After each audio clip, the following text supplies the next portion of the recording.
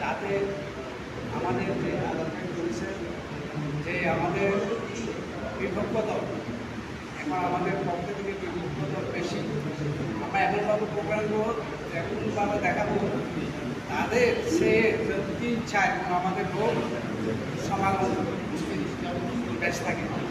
এখানে আমি একটি কথা বলবো তাদের থেকে, আমরা পারগুণবাসী কীভাবে যাব এবং কীভাবে আমরা গ্রাম থেকে উঠবো, এই শেষ পর্যায়ে আমাদেরকে এই ইনশাল্লাহ এই মিটিংটা আমরা জামাতভাবে সুন্দরভাবে এই বলে আসসালামু আলাইকুম।